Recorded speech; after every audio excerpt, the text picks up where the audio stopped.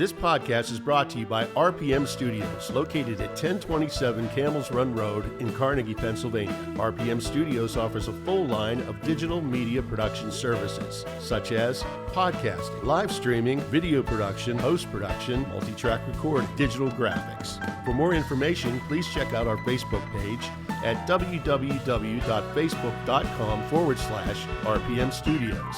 Now on with the show. Happy autumn, everyone. It's time once again for Don't Quit Your Day Job. I'm Jim Patulski, gentleman podcaster, your host, and I bid you welcome. On today's show, I have an old and dear friend that I've been talking about getting together with to do this very thing for probably about 5 years, which tells you something about my character and how much I procrastinate. But on today's show, I've got a guitar legend. I have with me today, I'm very happy to say, Mr. Jim Dofka. I know. It's hard to believe, but Jimmy is here. And on the show today, we're just going to spitball and riff about the local music scene and about the national scene, things that are going on in the world of music. We're going to talk to Jimmy about his career, what he's up to now, what he's been up to with his past bands like Dofka, Psycho Scream, and Brick Mistress, and what he's doing today with his studio, JK Studios and JK Musicians Workshop, which is based in Washington, Pennsylvania. And we're just going to take on a whole host of topics, whatever comes to mind. So again, I thank you for joining us for the show, and here we go.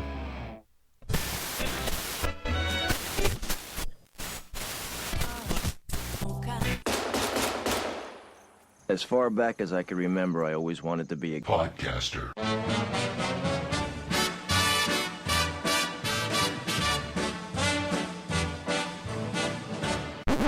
Do you expect me to talk? No matter what anybody tells you, words and ideas can change the world. You have a big mouth. Got to do all kinds of weird exercising because of, no gravity or whatever. So he said that was why he had retired. But he seemed like he was weirded out by the whole adventure. We're rolling, by the way. We're easing into this one. All right, Haunted Studios. Okay, no, wait a minute. Wait a minute. This is going to be a different kind of show tonight. We're just going to ease into this one. I'm with Jimmy Dofka. Jim, first of all, thanks for coming all the way up from West Virginia to be on the show. I really appreciate that. Every time I do a podcast, one of these Don't Quit Your Day Job podcasts, I kind of say the same thing right at the beginning of the show, and that is the guest sitting across the table from me, I usually say, man, finally, we've been talking about doing this for how long? And here we are. We're finally doing it. We're finally together. We're doing the podcast. Jimmy and I have been talking about this longer than anybody. You were all the way back. How long have I been talking about doing probably this? Probably since you were on Banksville Road. Yeah, it's been a few years. It's been a lot of years, man, and we're finally sitting here. Right. And we've been bullshitting for the last hour or so before we even started rolling. So we're just going to roll and kind of go with it. We got the politics and religion out of our systems already, so we don't have to bother anybody with this conversation now. But Jimmy, I want to get into what Jimmy is doing with his music and with his professional career with his music right now. And we were talking about our studios. In the studio here, RPM Studios here on Campbell's Run Road in Carnegie, we got some weird things going on here in the studio. And Jimmy has been telling me that he thinks that his studio is haunted. Well, and I'm told it's haunted. I'm there more than anybody else in the entire building. And first, what's the name of the studio again? JK Musicians Workshop, and the studio is JK Studios. And you're in Washington, Pennsylvania? We're in Washington, Pennsylvania. So we have 9 teaching rooms where we give music lessons, and then we got the recording studio for music production work. Right. But there's a few other businesses in the building as well. Right. And all of those businesses have seen and heard things in the building, and I'm waiting. So you've never had an experience yourself? No, I kept hearing something like this clicking outside the studio, and I thought, oh, there he is. And then finally I was in the hallway, and I heard the cooler kick on for the water fountain. I was like, oh, that's what I've been hearing. But, you know, the dance studio used to be right down the hall from us, and they would see a little boy running back and forth in the hall, and they would go down there, and the doors would be locked. Our vocal teacher went in the bathroom, and her phone rang when she was looking in the mirror, and the water just started to squirt out of the faucet, and she said, "Stop it," and it stopped. You know, the guy that owns the building, you know, he's always there repairing or doing custom builds for some of the clients that are in the building. And he said he'll be hammering a nail, and he'll put the hammer down, and then he'll be, you know, maybe doing drywall, and the hammer will just spin. And he said it's just become such a regular thing. He'll reach down and spin it back to the position it was in, and then he'll look down and it'll spin back, and he's like, oh, there he is. You know, so they've been specific, some of the people, on a real tall, skinny, lanky guy, and then there's been a few little boys, you know, seen wearing the typical, as you hear described, with the button overalls and a little snap hat. But again, everybody asks, well, what are you going to do if you're here and you see it? And I want them to come in and sing on some music. There you go. So I'm good. That's a special guest appearance people won't soon forget. Yeah. Yeah, I don't know what I think about that stuff. Now, you know, I was involved with a paranormal investigation show that I was filming years ago, and I don't really know how I feel about it. I'm more into the science behind things, and whatever the phenomenon is, whether it's imagined or any of it is real, there's got to be a scientific explanation behind all of it. Maybe. I mean, it might be beyond explanation. You showed me some video footage downstairs. Yeah. That was... which I have no explanation for. Yeah, that's what I mean. How can you explain that? You know, energy and matter, you know, and energy transforming into matter and matter into energy. Frequency, that's a big deal. Frequency is a big deal. I mean, it can go all the way down to superstring theory in quantum mechanics, which basically very fundamentally states that all matter is just vibration. And everything vibrates a particular frequency, and nothing is real. Like, we're not really here. We're not really touching. It's real. There is a macro world. It is real. But at the quantum level, things get really fuzzy and weird and crazy and squirrely, and you know, I don't know. We're not going to get into that. That's bizarre stuff. It hurts my head. Yeah, but you know, if there is a spiritual world, I kind of think that it's right down there at the quantum level. That is the threshold. That's where things start going someplace else that we don't understand. Sure. And what we don't understand is what we don't understand, I guess. You know, it's someday we may. So, and then there will be an explanation. All right. Right now there is none. We're all trying to figure it out, right? Well, there's a lot of things I'm trying to figure out right now. I'll tell you that. But so tell us what's going on down here at your studio, and you know what's up with you and your music, and what do you guys do down there at JK? Well, we teach guitar, banjo, drums, violin, voice lessons, piano lessons. That's you have a whole variety of teachers. We do. We have 9 teachers there. Yeah. So I'm one of the guitar instructors, and then I do I guess you call it music technology. I'll teach that, but I also incorporate that in with the guitar lessons as well. So I teach. Is that recording technology? Or? Yeah. I usually teach them. There's so many great tools out there today. You know how it was back in the day. Yeah. You know, we used to go and spend, and back then it was $75 to $125 an hour, which would equate to maybe $300 an hour now. And you'd go in and try to buy 20 hours, and you'd say, good enough. You know, we'll fix it in the mix. Yeah. Oh, yeah. Now, what you can buy, as you know, digitally, these interfaces, they're really good quality, or good enough for what's going on. I hate that term, good enough, but in a home production studio, if you take enough time and put in the hours, you can really get some good sounding quality products. So I always make sure my students know about a lot of the free recording software that's out there. I'll do some Pro Tools stuff, but I still like Sonar. And that's your DAW of choice? Yes. Even when people send me files from overseas or whatever, I still fly it in there. I'm just more comfortable in that platform. But I have everything down there. But Gibson bought out Cakewalk, and then we Right. know about I remember that. all the crazy stuff happening Yeah. with Gibson. Yeah. And a company called BandLab bought Cakewalk from Gibson. And What about Cubase? Is that still out there? I got an old version of it, but nobody has sent me files on Cubase in a long time. Okay. But regardless, the BandLab version of Sonar is free, and it was like, I don't know, $899 the last version or whatever. Right. So I always make all my students download that, and when they come into their lessons, not only are they, just learning guitar theory and song performance and technique, I'm showing them how to put drum beats together and loops, and they can bring a flash drive and load what we do that day and go home and just plug it in their computer, and they open up a project file, and it's exactly what they had at their lesson. Right. And they can record and bring it in and let me hear it, and I can give them pointers. So it's really changed a lot. The guitar lessons aren't just, learning guitar riffs or guitar theory or whatnot. So I just think it's a huge step what's gone on digitally now.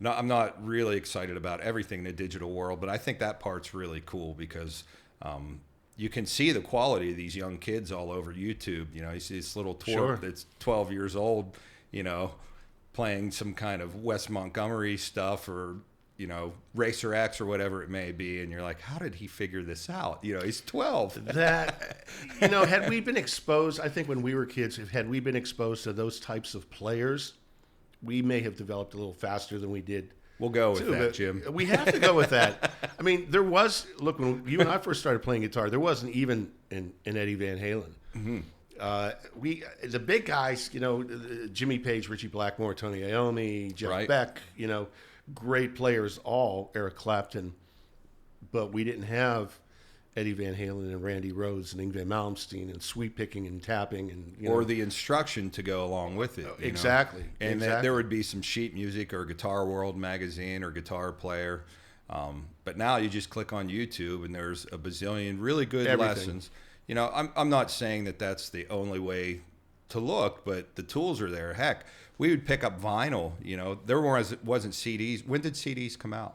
The early 80s. Early 80s, yeah. So even like mid 80s, 90s, we were still doing a lot of vinyl then. And you'd put the vinyl on, you'd keep moving the needle back and forth and try to learn what the notes were that Randy Rhoads was doing or whatever. And we had that. And then Guitar Player magazine would come out and have a little clip of, how to play the solo for Revelation Mother Earth off of the Ozzy album. When I first started buying those magazines and getting those, they used to come. You remember we had the little floppy record? Oh, We used yeah, to be yeah. stapled into the Right, yeah, the little plastic one. exactly. Now it's CDs and DVDs, Well- and now they give you download links. Well, now it's not even CDs. My students will look at that and they go, "What's What is that?" that? Yeah. New cars don't have CD players built into their Yeah. dash anymore. It's changing. Just I still like CDs. I still collect them. I still like having a booklet and reading it when I'm listening, looking at the artwork. Same with, the same thing with vinyl. I still have a bunch of my old vinyl, but I really haven't bought any new vinyl lately. But I like having a hard copy of everything. Mm-hmm. I'm not crazy about the sound quality. It has gotten better with these newer MP3s. so you're not and really a whatnot. vinyl purist the way that it's making a big comeback right now. It is, yeah. In fact, I think they're saying that vinyl sales this year for the first time since 1986 are going to surpass CD sales. Yeah, I saw that. Yeah. And of course, streaming and digital downloads still have a probably the edge on things, but it's nice to see that. I mean, it's retro, it's kitschy, Yeah. nostalgic, I guess. But yeah, I like it, and I do honestly, truly feel that vinyl sounds better. Yeah, you get a good turntable with, you can't beat it. You don't get the ear fatigue, that high end that you get from CDs or any other digital platform. Right. And it's, everybody always says warmer. Well, it is warmer. I mean, you can't beat it, There's certain things that don't translate digitally. I know that we're coming up with higher sampling rates and things like that now, but things like the room tone and some of the harmonics and things like that, I think have to be lost when you go from analog to digital. Don't you think so? Yeah, it goes to numbers. That's why, they would have all the DVD audio.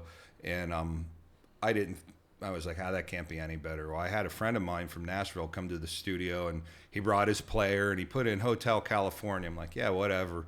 I sat back and was blown away. I could not believe how much better that sounded than an actual CD, and it was just like you were right there in the room. It's still digital, but it is a higher sampling rate. Another thing to consider, though, is the new normal, of course, is loud and louder. So we can fit a lot of that onto CD, where you have to leave a lot more peaks and valleys on vinyl.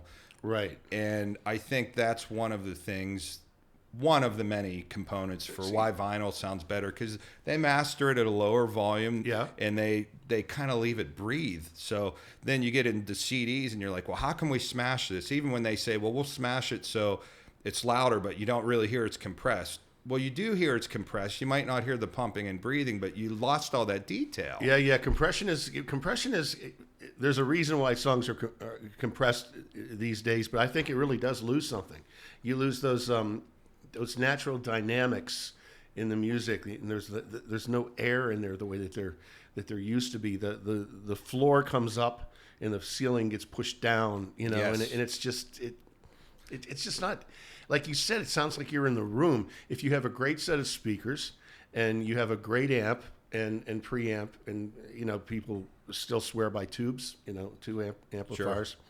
Which, by the way, getting back to the recording down at your studio, and yes, I think that the new digital audio workstations and things like Pro Tools, Pro Tools has been losing a little bit of ground lately to Logic Pro. A lot of guys are using that Studio One as well, and I've had some. I'm not familiar with that. Yeah, I haven't used it, but I've had clients come in with their laptop and their project on Studio One, and we would export their files or figure out how to get it into my system to mix. But it seems I'm hearing a lot of people use that now, so I don't know if that's on more of a consumer or prosumer level or whatnot, but it seems to be pretty popular. Even with my problem with Pro Tools was, it seems you can do audio fantastic, but I do a lot of MIDI, and then I do a lot of combined MIDI, and I would have to go into Logic and do all my MIDI stuff and export it, fly it into Pro Tools,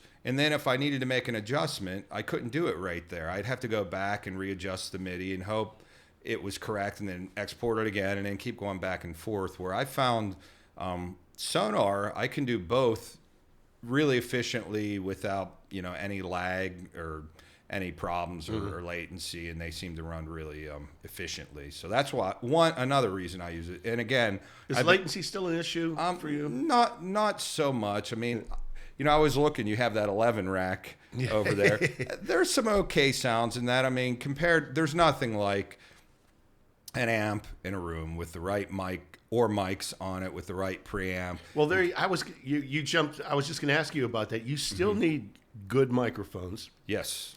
And it's kind of funny with all the digital revolution and all the improvements that we're making constantly to the gear and everything.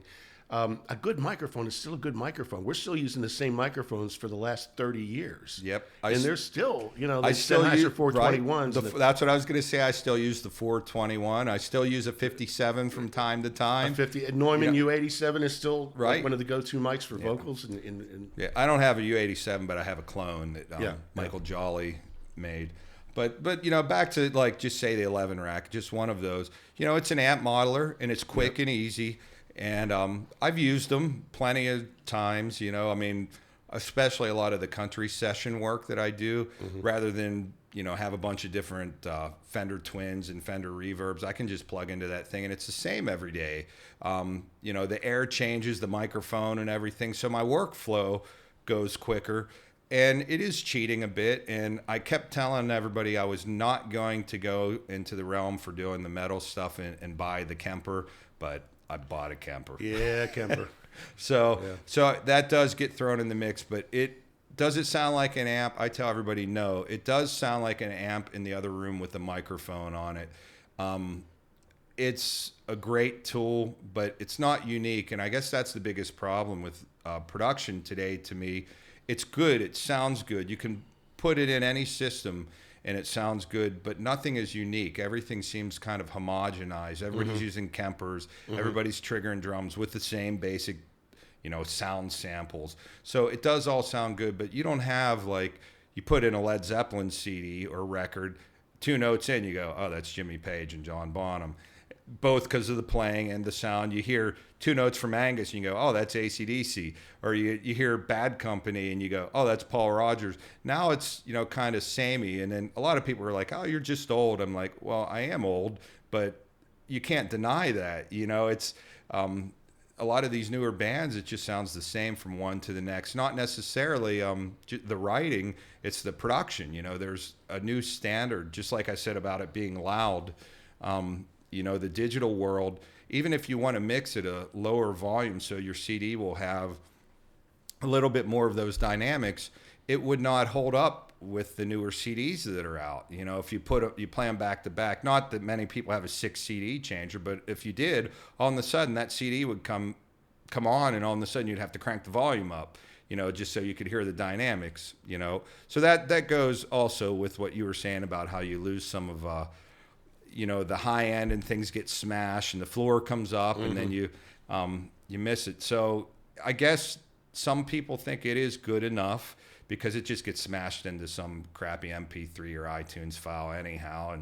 And it sounds good enough to have 5,000 songs on your phone, but for true audio people that want to sit in a room with a good system, yes, you can hear a difference, and I think that matters. How many people actually do that? I joked about this on the show once or twice, but they've actually got a term for it now that I've heard called appointment listening, where yes, you make a determined you determine that you're going to sit down and listen to music. It's not going to be there's some other activity accompanying it. Mm-hmm. You're going to sit there for the sole purpose of listening to records. And I did that constantly for hours and hours and hours on end. That is definitely something that has gone away, except for the quote-unquote audiophile or quote-unquote appointment listener.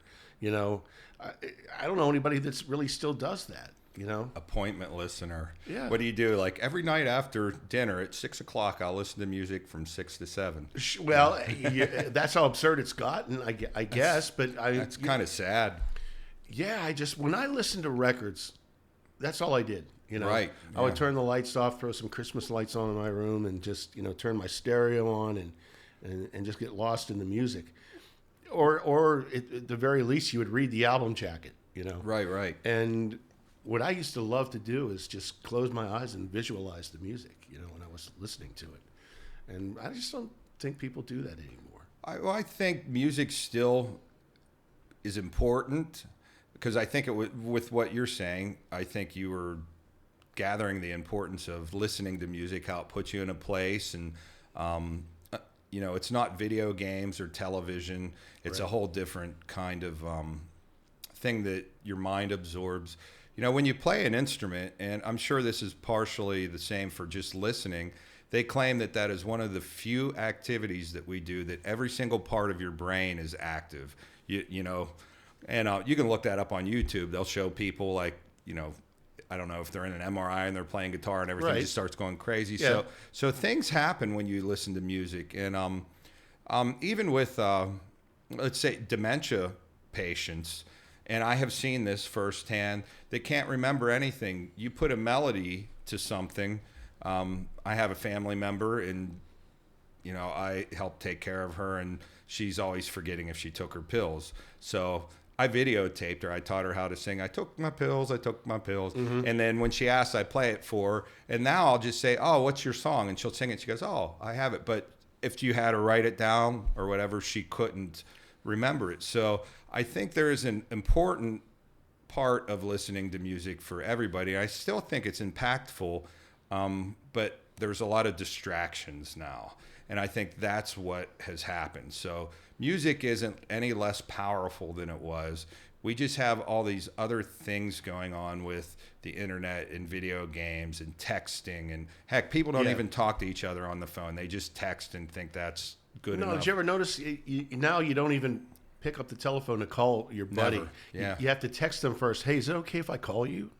Right. Yeah. And it's gotten so and hearing what's in somebody's voice when they talk, Yeah. you know, whether they have a desperation or a calmness or an excitement, you don't get that in a text, no matter if you do it in capitals or you put a smiley face. It's not the same. No, because as much as we've replaced conversation with texting, people don't know how to write anymore, okay? They don't know how to express themselves, you know, with the written word. You know, that's something that we've lost. We're not even talking about that now, but I'm a big reader. You know, I grew up reading books. You know, I love literature. That's gone. You know, Right. that has really...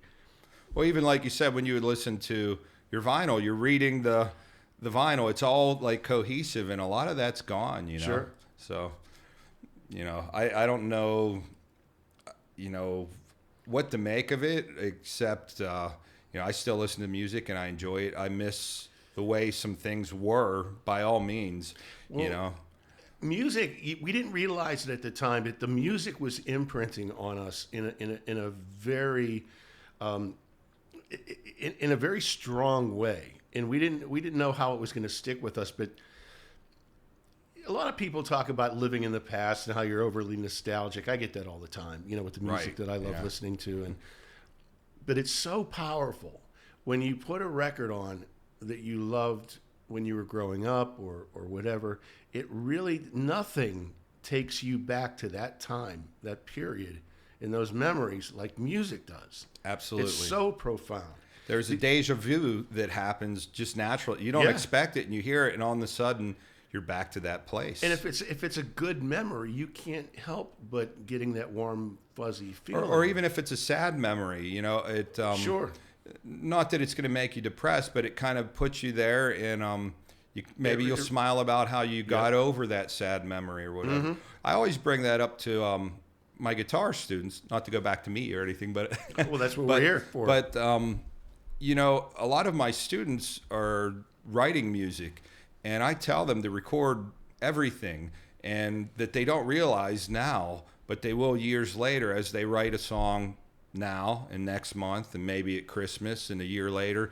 As they get older, they'll go back and listen to that, and it's just like what you were saying about listening to our favorite artists. You go back to that time, why you wrote that song, what those lyrics were about, or even if they weren't about anything in particular, you know, like where you were. So it's kind of like a catalog of your entire lifetime that's all of your own, you know, and only you can really experience it in that way because you wrote it, you know. And I think that's something really special about not just being a musician or a guitar player that plays cover songs or whatever, but when you're a writer as well, which I think anybody can write to a point. Not that everybody will be fantastic writers, but you can write and you can get better at it, and you can learn what works and what doesn't work. And you go back through all that stuff. I can listen to stuff. I was just transferring some recordings. We were talking about how all these record companies are reissuing, Reissues, yeah. you know, all these old recordings and stuff that was never out on CDs. And I was just transferring stuff. And right away, I went to Mars Studios and transferred some 2-inch tape that I told you we had to bake, and it freaked me out because I thought it was going to melt. But we fired it up, and I was in that studio with a Neve console, listening to those tracks one by one, and thinking, "Wow, I forgot what that sounded like." And What studio is this? At Mars Studios. And they have a Neve? Yeah, I don't know if he still has it all now. I know that he was taking some strips out and selling them off one by one, but yeah, they got it. Yeah, he's fantastic. But listening to that stuff, and even just something as small as like we'd sew up the kick drum, and Steve Moore was playing with us then, the mad drummer. Yeah. And I remember that kit he had, and when he hit that kick drum and we soloed it up, I could tell it was that drum, you know, that was in Steve's basement and all the clubs we played. So all these memories just started to click, and it was just, it felt really good at the same time. So anyhow, we transferred that to digital, and you know, eventually I'll get around to remixing that kind of stuff and release it somehow. You know. So do you encourage your students to try to write their own music? And I do, yeah. We talk a lot about composition. Even Yeah. when we're learning cover songs, you know, we talk about, you know, how the chord progression's put together, Sure. and it's related to the scales that we've been learning and how they arrange it, the schematic of the song, whether it's a pop song that's going intro, verse, double chorus, bridge, double chorus out. And then they kind of break it into pieces. And then they realize that, wow, a lot of these songs that they like are 4 parts.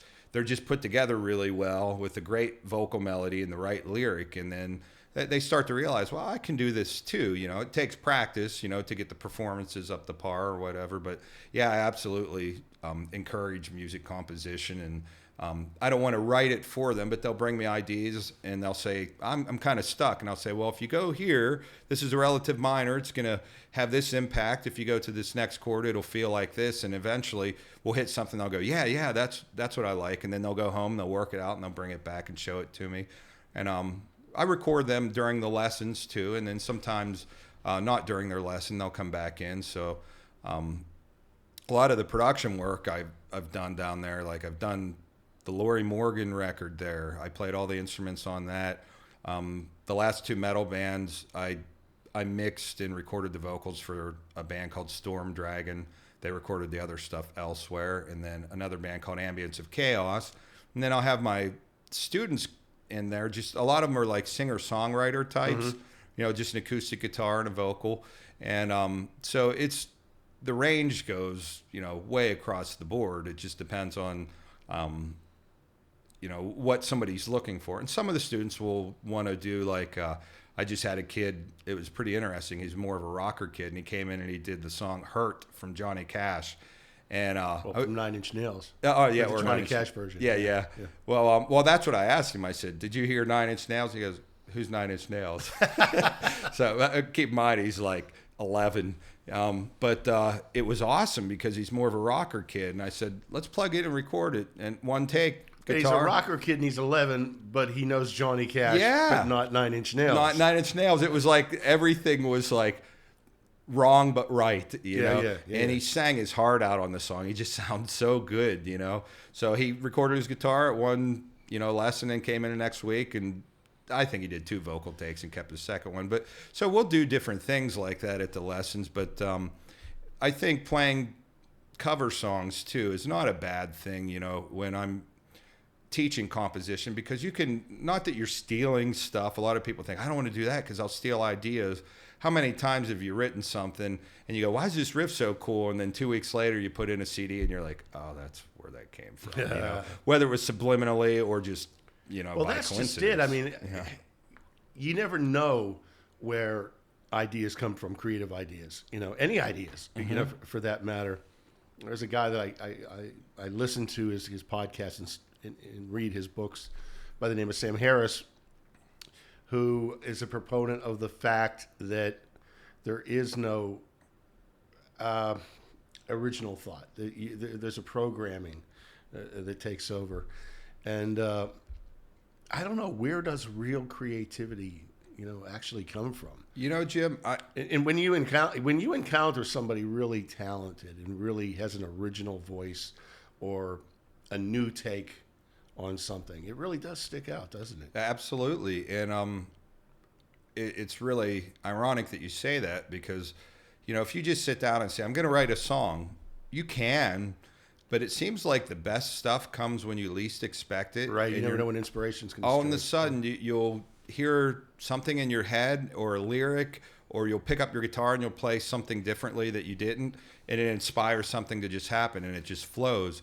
But it seems really contrived if you just sit and say, I'm going to write, you know. Some people can do that, though. Yeah, I mean, I think we can all do that, but maybe out of every 20 things that you write, maybe you only get 2 good ones. I mean, maybe if it's Paul McCartney and they say, hey, you got to sit down, you got to write 10 songs, his 10 might be awesome. But well, I know, I heard the new.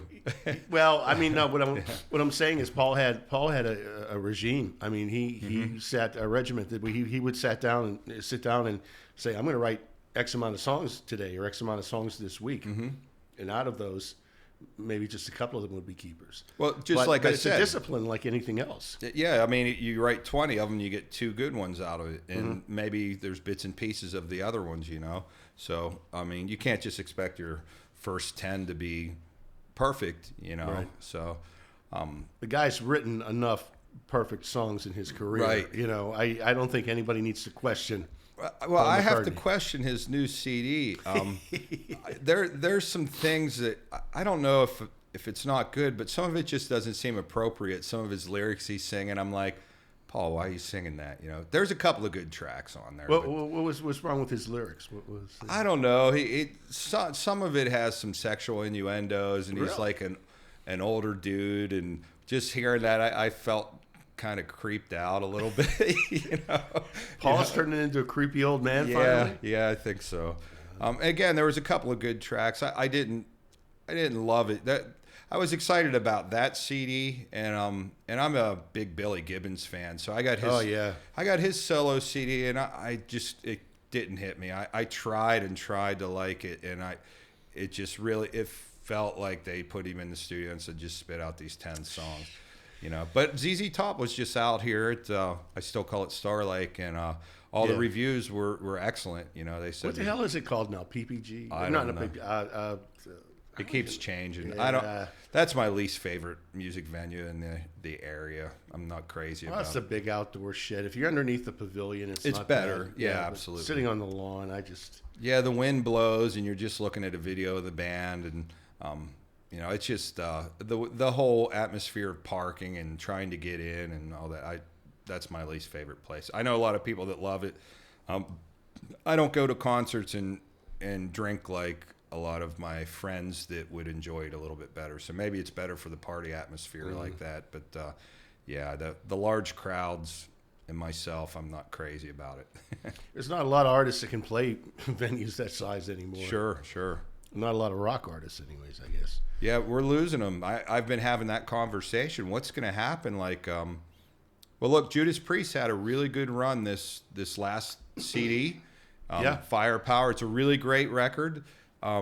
They're still able to do some of the bigger arenas. Iron Maiden was Iron Maiden is kicking ass right now. awesome. Yeah. Yeah. And, you know, I wonder if part of that is the Iron Maiden thing, because they're doing the Legacy of the Beast, so they're doing all the hits and everybody knows. Sure, of course. I think that's part of it, but they're charging top dollar. I think the Pittsburgh show was sold out, wasn't it? It was sold out. Yeah. So, but a lot of these guys are getting older, and it's hard to tour like that, and we're losing some of our artists. Heck, Bruce Dickinson had throat cancer, and he beat it, and he's still out running around like a Yeah, maniac, yeah. singing great. He sounded good. Excellent, yeah. So, but what happens when they're gone? We don't really have, unless you're a legacy artist already and you have a huge catalog. What's going to happen? We don't really have new artists to replace. We just that. talked about that on the last podcast with I had Dave Bizard in here, and we brought Rich Rano from Stars in via telephone, and we were the subject of the show is rock dead, and one of the things we talked about was the fact that we have no real big rock stars anymore, and probably the last guy that you can call a rock star, it would be Dave Grohl. Right, And yeah. Who's got the persona, that larger than life, you know, that flamboyance, that fun? He's a real character. Well, and, he also had a He pretty was- good base to start from since Well, he with was in Nirvana. Yeah, right. But I think if but really, what he's doing now has nothing to do with. It really has nothing to do with Nirvana. Yeah, he had a good launch pad. the launch pad, I think the exposure for the people is a big part of it with him. He has the goods to back it up. Foo Fighters is a good band. They They've got sure good are. songs. Dave's a great front man. He was the drummer for Nirvana, but now he's a guitarist, singer. He's a great front Songwriter. man. Yep. So everything. He's got great players. I think that drummer he has is just killer. He has the music, but there could be bands, you know, of that caliber and quality with those songs that start to come out now that didn't have that launch pad, the exposure, and I don't think it's really going to reach that level, you know.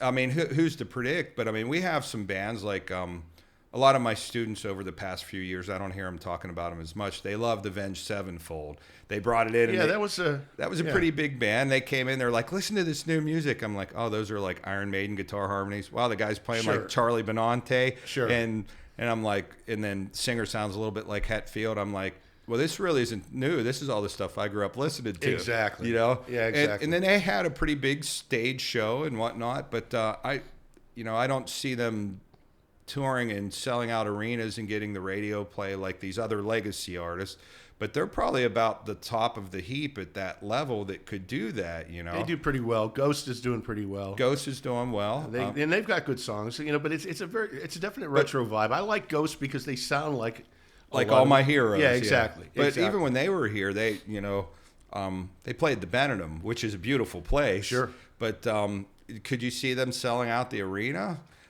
I don't know if that could happen. They're doing arenas in other parts of the world. Yeah, other parts of the world is different than America, as True. we know. A lot different on the music end, especially. Oh yeah. So yeah, I guess I shouldn't say there isn't anybody to replace him, but at that level, like where when we were younger, there was concerts every month, and you would go see Iron Maiden with Gary Moore and Accept, and it was packed, and then the next one would be, I don't know, Dio with Rough Cut and Yngwie opening, and again, those were big bands, and they were getting some radio play, but they really weren't. It was like pop music on the radio, it wasn't a lot of metal, but we were still able to get a ton of people at those shows, and we're kind of losing a lot of those artists now. They're not able to do it, or they're passing away. This past week, we just lost Eddie Money. Yep. And Rick Ocasek from the Cars. And I love both of those guys. In fact, all week I had all my students playing Eddie Money and Cars songs, Mm-hmm. And surprisingly, a lot of them, they were like, I don't know who Eddie Money is. And I said, well, there's this song, 2 Tickets to Paradise. They're like, I know that song. I said, Sure. I told you, even if you are 10, and then adults, they still, I think my adult students, because I teach kids from 7 years old to 76 years old, I still had them do that too, in tribute, just to, it feels like you lose a part of yourself when you lose these guys, Yeah. I love the Cars. That first Cars CD was fantastic. Two of the greatest American songwriters of all time we lost recently over the last couple of years, and it was Glenn Frey from the Eagles. Yes. And Tom Petty. Yeah. And of course, David Bowie and Prince. I mean, we're losing some of our big superstars, but those guys, they just their music meant so much to me. I mean, the only buddy, all 4 of those that you mentioned, though, think about this. And that's where I'm getting at with the homogenized thing. They all had their own unique sound. You heard Prince and you knew it was Prince. Oh, yeah. And you heard David Bowie and you knew it was David Bowie, but he went through a lot of different things, from the glam thing to the serious thing. Well, he kept evolving as an artist, but that's what kept him on top of the game. Yeah, he didn't repeat the same thing. Sure. Yeah. And that, did you see the video for that last song he released? I saw the documentary, which included some of that footage. It was pretty wild.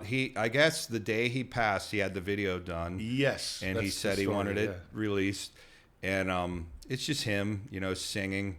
And then he starts like hovering in the bed, while he's laying there. And it really kind of freaks you out. And you're like, he thought this out and he wanted to have that exact effect for everybody that saw it. So he was pretty brilliant in his own way. And I like more of his older stuff, like Fame. That's awesome, like the drum groove and stuff. But yeah, I'm with you on all of those, And Tom Petty, what a writer, Just mega. In fact, they're probably, Fry and Henley obviously were the Lennon and McCartney, the American Lennon and McCartney. Yes. You could just spend all day going through the Eagles catalog. I think the Eagles were probably the most successful American rock band of all time. I can't think of anybody bigger. And rightfully so, because they're Sure. awesome. Yeah, I love them. You can, so many hits. I remember seeing Glenn Frey on an interview on 60 Minutes on TV, and I can't remember who was interviewing him. But they said, well, why are the Eagles so big? I mean, why, And Glenn just started, Hotel California, New Kid in Town. And he just started one hit after hit after hit after hit. And you're like, oh my God, I've forgotten how many amazing songs they've had. And it was the same with Petty. You can go all day talking about his hit records. And it's so grounded and so just earthy and just easy to absorb. You hear it once and it's with you forever. Yes. Yeah, absolutely, man. And you just can't. Yeah, I mean, But I'm with you on the Dave Grohl thing. A lot of people, a lot of the metalheads and the rockers, I hear them kind of shun him off. I'm like, he's no joke. You know, he's really got something going on, and I think it's straight from the heart too from him, because you see. I think Dave's for real. I do. Yeah, I really do. And you know, a lot of other things that he does too, I really admire about him. Seems like he kind of kick-started Joan Jett again, because at the end of his shows, he's bringing up some of his old heroes, you know. Sure. And who else? He brought up that the other guy from the old punk, Husker Du. I wasn't that familiar with them, but that guy, he brings him up to play. Yeah, Husker was that Bob Mould? Yeah. So he brings a lot of his heroes. He'll bring up, and they'll play a bunch of their songs and stuff, and even. Many CDs ago, he did that Probot CD. Were you familiar with that? Yeah, I remember that. He recorded songs in the style of all of his favorite metal bands, and then he went and found all the singers, like Eric from Trouble. He did a song that sounded like Venom, and I guess that singer from Venom nobody knew where he was, but he hunted him down and he had him sing on it. So, and then he still has his artsy thing. I don't know if he's still doing it, but that band, Them Crooked Vultures. I didn't know anything about him, and I went home late at night from the studio, eating my yogurt like I normally do, flipped on the TV, PBS. I'm like, wow, who is this band? And I see this dude with his head down, and I'm like, wow, he's hitting drums like Dave Grohl. I'm like, who's that old dude on the bass? You know? And then I'm looking, I'm like, that's John Paul Jones. Yeah, and I was just blown away. I needed sleep, but I sat and watched, an hour and 20-minute concert. Well, I think that's part of Dave's charm, is the fact that he is a fan at heart. Yes, you know? yes. And he wears that on his sleeve, and people can identify with him for that reason. You know, they share that. You know, the love of the history of music, and Mike Portnoy's like that a lot too. I mean, right. he just Mike is just the biggest fan of everything. Well, look at him and Gilbert, because a lot of people would think Mike's just like a prog nerd because of the Dream Theater thing. No, he loves initially everything. You would think that, and then you see him and Paul Gilbert. Oh, he is a prog nerd. Don't he make loves no it, mistake. sure, and he does it really well. But then you'll see him and Gilbert doing like the Beatles tributes. Have you seen that? The it's Yellow amazing. Matter Custard? Oh, my It's amazing. God. Yeah. Just incredible. And then look how busy he is. He's just playing with everybody, and he does it well no matter what style it is. So that's a true music fan, Yeah, he's something. He's something else. But yeah, I don't know. I don't know what's next. Are we out of new ideas? I mean, what? Look, if we could predict the next big trend in rock, it would be Rich. Well, I mean, I think the way music has become devalued, that might be a big part of it. So if you kind of get a weight scale, there are still bigger artists, but it's not like that rock star thing that we would look up to when we were younger. There's plenty of stars out there. Yes. But they're not rock stars. Pop music, country music is huge. But it's not really rap hip hop. Let's talk about country for a second. Is it really country music? Not anymore. Not in my book. No. Not what I look. I was never really a country fan, but I learned how to appreciate it over the years. Like a lot of things, I didn't really get it when I was growing up, but I can look back on it and listen to it now with a very deep appreciation, because it comes from greater understanding of what they were doing. And I loved, people like, Hank Williams and George Jones, right? Waylon Jennings and Willie Nelson, the guys that really... Well, not just the songwriters from a guitar nerd point of view. Look at the Roy Clarks and Jerry Reed. The players, yeah. And the Chet Atkins. I mean, those guys could play. Yeah, there's some really serious players. Yep. But the country music stuff, I remember... Glenn Campbell, he was part of the... right. What were they called? The studio musicians from out in LA. They played on everybody's records. Yeah, the Wrecking Crew. The Wrecking Crew. Thank you. I couldn't pull that out. Right. Yeah, they're just amazing. They're great players. I started to do a lot of session work for country artists, like maybe about 8 years ago. Mm-hmm. And at first, because it's mostly this newer country. Is it local country artists? No, it's I'm usually listed as, how do they do it? Anonymous. Really? So I don't write any of this stuff. So I'll get, it's a work for hire contract. And you don't get a playing credit? No, not usually. and I'm okay with that, especially the way some of this newer stuff is. But they'll give me the material, and like when I first started to do it, I thought it was pretty cool. It was like, wow, these country guys just discovered classic rock. This sounds like a Doobie Brothers riff or something. And then the next thing you know, this is a chintzy drum machine, and there's all these samples. And then I'm like, what is going on here? And they're like, well, we call this hick hop. I'm like, what? So now I'm not doing as much of that anymore, partially by choice, and then it's just not really that fun anymore either. It was a nice paycheck. I mean, when I do stuff like the Lori Morgan record, of course I got album credits for that. I wish I would have mixed it. They gave it to somebody to mix that has a lot of album credits. I'm not talking bad about anybody, but great album credits. But he does a lot of bands that are like the Nine Inch Nails band. He wasn't a guy that should have maybe mixed a country record, So when I heard it, I kind of thought, man, I took all this time, because I did not use Kempers or 11 racks on it. I took my time and used the right telly with the right amp, the mic in the right room. And then, again, it was like that new current homogenized mix. And then he buried Lori in a bunch of reverb. And I thought, oh, she has such a beautiful voice. I wish I could hear that better. But, again, then I started to listen to some of these like remixes and some of these older legacy artists and what they're doing, and they're doing that with all of them. So I guess the industry gets in those trends, and the trends come for a few months or a year, and then it changes to the next trend, and I don't like the trends. I just like it to be good. I guess music, like anything else, it just can't stagnate. It's got to go someplace else. It's got to renew itself. It draws influences from the world around it, other successful things, to keep itself alive, and I guess that's what's going on. Yeah. And kids are always looking for the new, cool thing. I don't know where it's all coming from, but I do know that rock seems to have kind of stagnated, Well, Jim, you've been there since helping out with the Dream Theater days and Round Table Entertainment, and I'm going back. Huh? Going back further than that, I mean, back to Ides Entertainment. Oh, yeah, and which is still there. I mean, one of the great record stores. Right. There's a handful of those stores still left. There's a lot of new vinyl stores kind of popping up.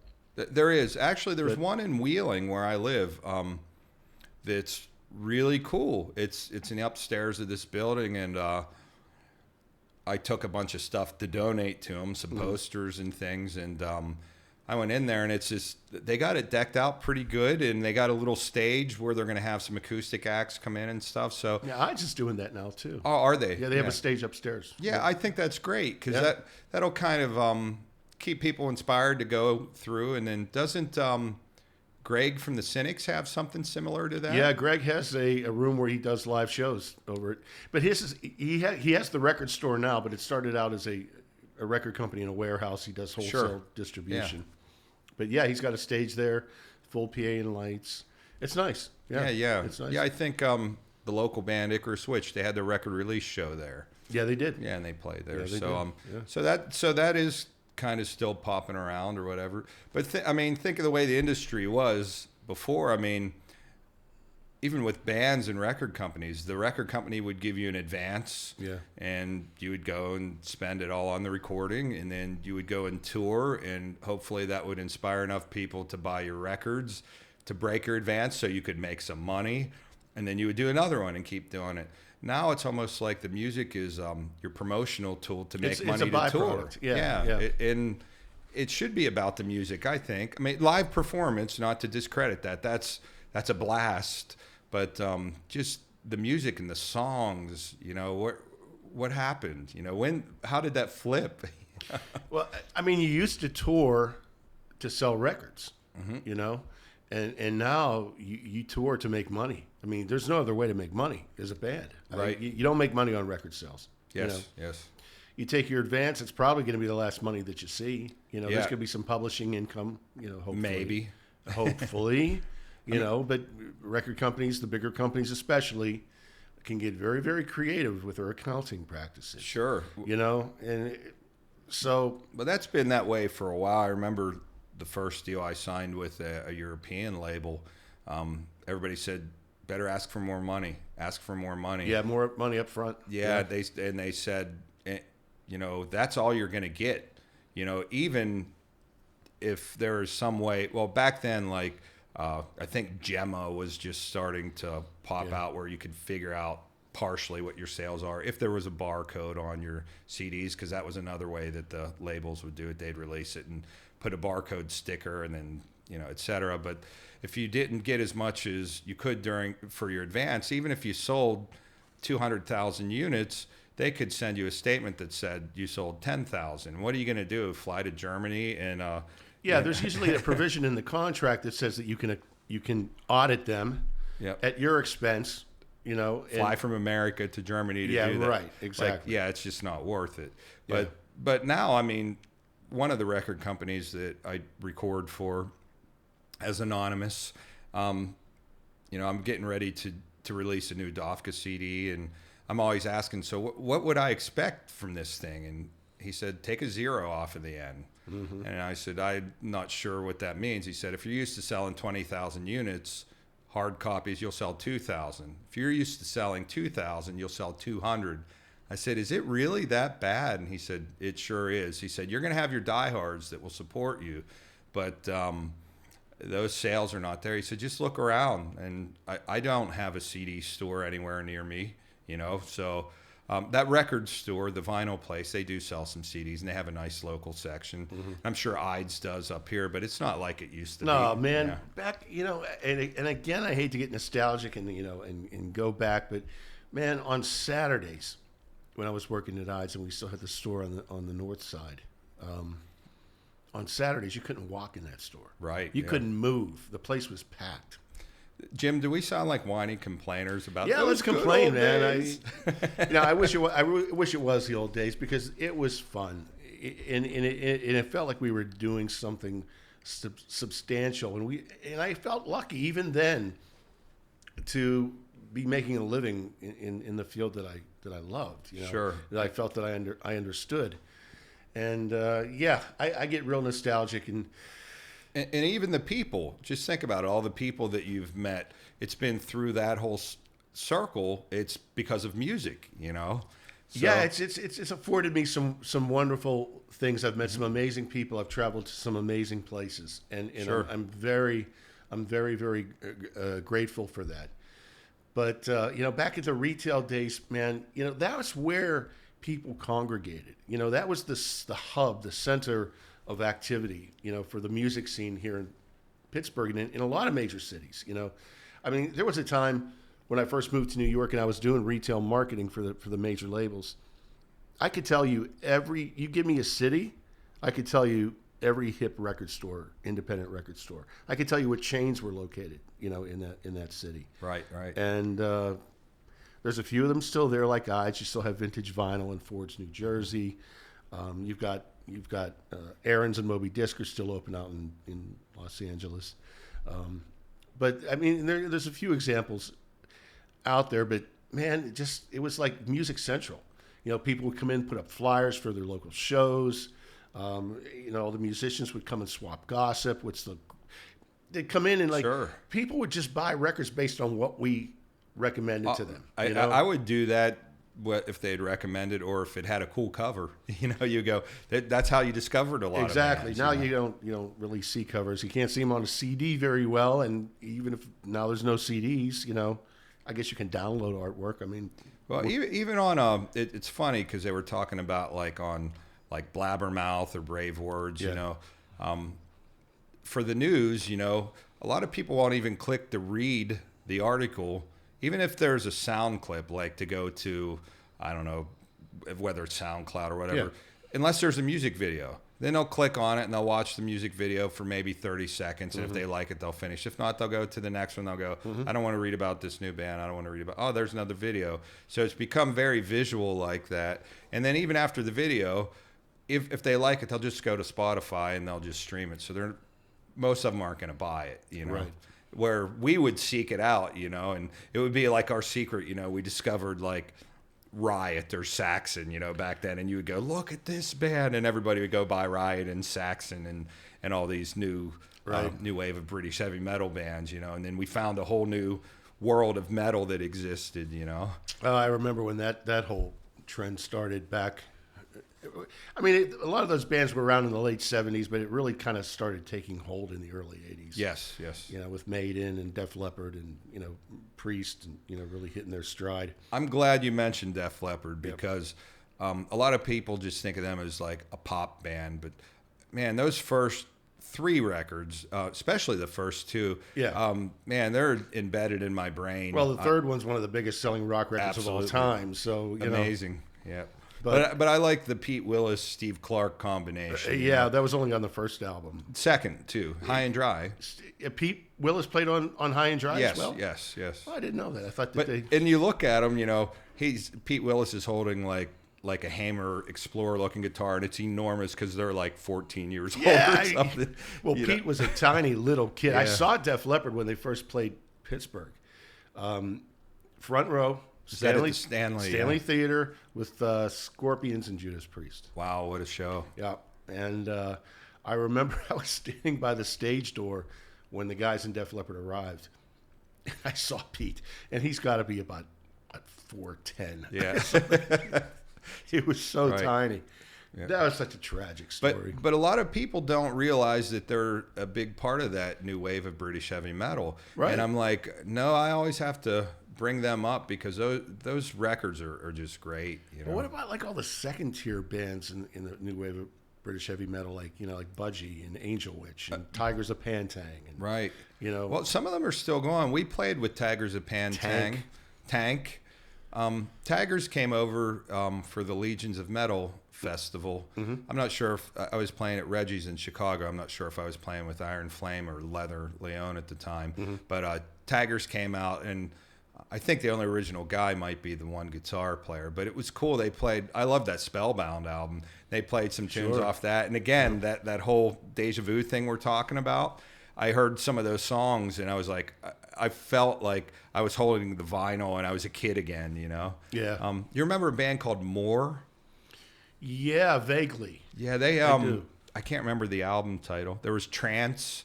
They had that album. Trance, Power Infusion was the record. Praying Mantis. Yeah. I was trying to think who else would. And I forget who else. Angel Witch is. I said Angel Witch. Yeah. Yeah. And they're playing a lot of shows now. So yeah, they are.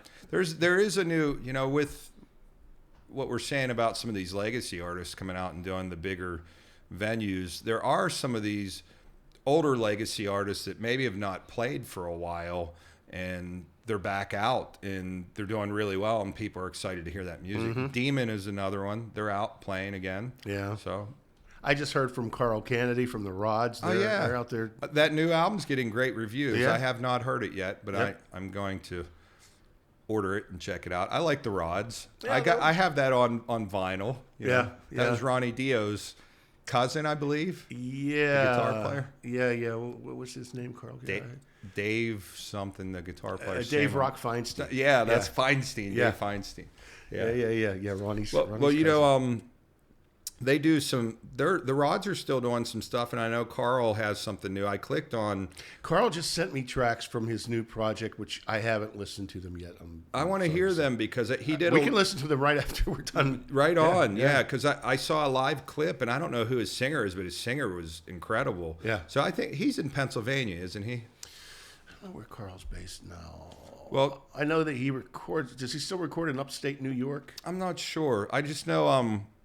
Do you know the band Benedictum? Yeah. So that's Veronica. Yeah, the singer was down at your. Yeah, Veronica Freeman. Yeah. And she was in Washington. We recorded a cover of Black Cat from Janet Jackson. Still has yet to be released, but it was a lot of fun working with Veronica. She's kind of that Dio sounding chick, but after she was down in the studio, and I don't know, she was here for maybe 3 days. She was driving across Pennsylvania to do a show singing with the Rods. And they were going to do, I don't know if they were doing a whole Dio set, but they were doing their Rods songs, and then she gets up and she does some Dio stuff. So with Dave being related to Ronnie. Ronnie's dear to my heart.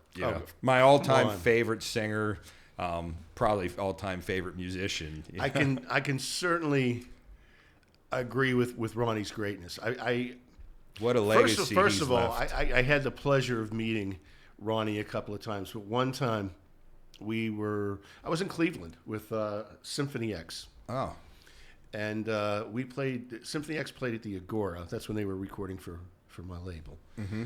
And I was also working with King's X, who were across town at the Odeon, opening up for Ronnie James Dio. Oh, yeah. And, Russ from Symphony X is a huge Dio, Gee, I would have never guessed. No, exactly. So we were invited to come over. Speaking of Russ, because there's only one Dio, Russ is probably the closest as you're going to get to the Dios. Jorn Landy does a good Dio, but there's only one Dio, and that's it, But so anyhow, on that note, and we went over there, and first we said you left your show to go over. No. Well, Symphony X was opening up for I can't remember, some German power metal band. Who's like the top German power metal band? Gee, I don't know who it would be. Sonata Arctica. No. Are they even German? No, I don't even. I can't believe I can't think of this. It doesn't matter. Okay. Symphony X opened the show at the Agora, and we left the show because they were on the whole tour. I saw several shows, Sure. And we went over and we caught the end of King's X's set, and then we watched Ronnie, and went backstage, and he was just the sweetest guy. He could not have been nicer. He's another guy. He's about 4 foot nothing. Tiny little guy. With the biggest voice in the world. Biggest voice in the world. And I have seen him with Rainbow. I've seen him with Black Sabbath. I've seen him with Dio. I have never heard him hit a bad note. Ever. Just total power, constantly. And the guy, I had met him in passing before, but he didn't know me from Adam. He came up, gave me a hug around my knees. And he couldn't have made us feel more welcome. We stayed for hours. We were just hanging out backstage with him and just bullshitting. He fed us and right. Just a wonderful guy. He's so sorry. I miss Ronnie so much. I do too. That's the one good thing is we have a lot of music from him, from Elf and Rainbow and Dio and Black Sabbath. The Elf records, man. LA 59 and Trying to Burn the Sun and. I just heard for the first time he has a song called West Virginia. Really? Yes. And that's not ringing a bell. I didn't know it either. I had all the Elf records. I can't remember the track listing off. I didn't know anything about it, and I posted something about West Virginia's birthday. It was last year, and a local guy from Pittsburgh here posted that underneath, and I was like, what's this? And I clicked on it, and I was like, this is awesome. Ronnie Dio even knows what West Virginia is, let alone, but it's still his voice, a different style of music. Have you heard any of the stuff when he was still Roddy, I guess Patavona was his name? The doo-wop stuff? The doo-wop stuff. Yeah, right. Have you heard that? Yeah, it's incredible, awesome. Man. It's great. That cracks me up. I got to tell you, though, as much as I love Ronnie, if I had to name one singer of that type that was, and I mentioned this on the show the other night, I would have to go with Paul Rogers. He's another one of the icon. Yeah, there's singers. Just something about his voice. I loved Free. I loved Bad Company. And still, I don't know how old he is now, but he still just stands up there and gives it 110%. Yeah. I heard some rumors of him in the studio that he would go in the control room and he would hold like an SM57 and sing through the track, and they thought he was warming up, and he'd be like, all right, I'll see you. And they're like, wow, that's perfect. Like it's like one take Jake through, standing there in front of the monitors, I haven't heard that story, but it sounds right to me. Yeah, because he sounds that way live, Yeah. I thought he did a really great job with Queen, too. They got some mixed reviews, but there's only one Freddie. Yeah. And of course, there's only one Paul, but Paul he didn't try to mimic Freddie's voice or tone or any of that. He just sang the correct melodies, but it was his voice. Right. And I enjoyed it, I liked it for what it was. I thought it was odd. when I heard it. It's odd in a like Ian Gillan and Black Sabbath kind of way. Like that's still love that record though. I like it too, but is it really the right combination? I don't know. No, but I do like that record. But Zero the Hero, and I mean there were some great songs. But the first two records that Ronnie did with Black Sabbath, holy shit. I mean, I think Dehumanizer's really good too. There's only one track on there that I think is kind of a bum track. But I just think Mob Rules in Heaven and Hell is a near perfect record. It's perfect. Every single song. The instrument sounds, the songs, the vocals. Tony is playing so incredible on that album. Yeah, that's one of my top fives. Yeah, those guys came back alive again. I'm sorry that Ozzy had to leave the band for that to happen for Black Sabbath again. But Ronnie, I didn't really think it was going to work at first. If the chemistry was going to be right. But holy shit, when I heard those records, it was incredible. Amazing, yes. Yeah, that was good stuff. And Ian Gillan was another guy that I really, really floated my boat. I told this story the other night when Dave was here about being exposed to Machine Head by Deep Purple at a very young age. I didn't know what it was. I just stumbled across this record and put it on. Didn't know what I was listening to. Didn't know who Deep Purple was. And I heard Ian, and I had never heard a human being sing like that before. Right. Literally, I had never heard anything like that before. And it just blew my doors off. And I like, everything about his voice, but I like when he does his highs, and it just makes you kind of cringe, even like in like Highway Star. Oh, my God, that's the first song I heard. Yeah. And you're like, what is this? Yeah, it didn't even sound human. Yeah, unbelievable. What is this, a banshee? What the hell is he doing? You know what? You and I were talking on the phone about Child in Time. Child in Time. God. Amazing. Well, that's what I was going to say. Is we were talking about that younger singer that sang the Badlands songs, Dino. Dino Jalusic. Yeah, we were talking about that on the phone, and that was one of the clips he had. He was singing part of Child in Time. And he was doing a really good job at it too. That's a pretty amazing. There's a project coming together with Dino. I can't talk about it on the air. I'll tell you about it later. But we're firming something up. It's going to be it's a very interesting project. Good. He's I hope he keeps it up because he's a good singer. Yeah, really mature. Like sounds like he's been singing the blues. I mean, he's not a blues singer, but the Ray Gillan kind of bluesy. He sounds rock a lot thing. like Ray Gillan. Yeah, he does the Ray stuff really good, and nobody does the Ray stuff really good but Ray. I was another guy that sorely missed. Yeah, those Badlands CDs are fantastic. Yeah, and Ray was with Sabbath too. Yeah. They I had terrible copies of that was the Eternal Idol, right? Yeah, with The Shining and all that. I had terrible copies of demos of that for years with Ray singing, but they finally officially released that you can get it as a 2 CD set. And I like Tony Martin. They had a lot of singers, man. Yeah, they did a lot, and a lot of people don't realize that. A lot of people think it's just Ozzy and Dio, and I think Tony probably sang on more Sabbath albums than any of them, and because he did Tear, Cross Purposes, Headless Cross, Forbidden. I don't know. God, I didn't even realize it was that. Yeah, and I don't think he ever got really the credit in Sabbath that he deserved. But fantastic. No, singer. he's all but forgotten. To be honest with you, only the hardcore Sabbath fans really even mention Tony anymore. Yeah. I love those albums. At least Headless Cross, Tear, and Eternal Idol. Those 3. Forbidden has a couple of cool tracks. There's a couple of them. They had like Easy or something on one of the tracks. I was like, you're Black Sabbath, you know. That's the trend. You were talking about the country thing. When I heard, I can't remember who they brought in on the record, but when I heard Florida Georgia Line, add the rapper, and then it's all. That's hip hop. That's what they're calling it. I've had to record some of those Florida Georgia Line covers for karaoke CDs where I play all the instruments, and I'm just listening. I'm like, who's putting these tracks together? You have to really rewind and dumb everything down. Hold on. You gotta stop. I always wondered who did that. Who put those? Who played on those tracks that are used in karaoke? And that's you. I do some of that, yes. Wow, that's crazy. And then some of it comes... And who hires you to do that? What companies are doing that? I do some of that with Cleopatra, from Brian. Yeah, Brian Pereira. Yeah, he'll do sometimes...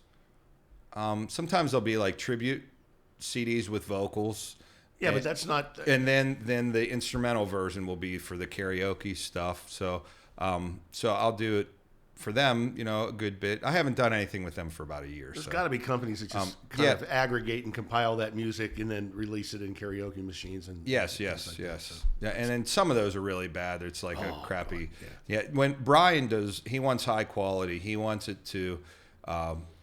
really mimic the track and have good studio quality. He doesn't want that drum machine just you're singing in the bar down the street kind of thing.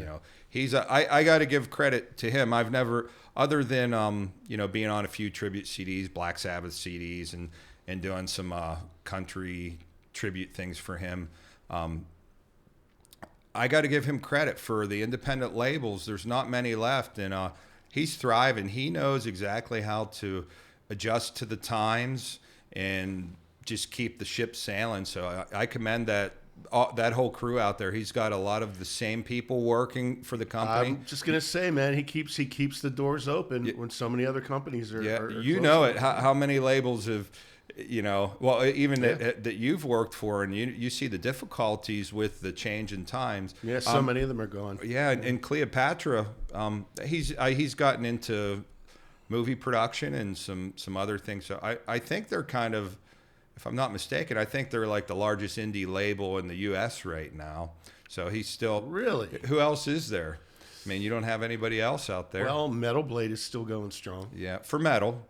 For metal. Yeah. I mean, you got... I know Brian gets into all kinds of different areas. He releases Iggy Pop on vinyl, and then he's got his subgenre metal labels and things like that. So companies like Nuclear Blast, Century Media, my old company, Inside Out Music, is now part of Century Media, which is part of, I guess that's how they're doing it. It's part of Sony Music now.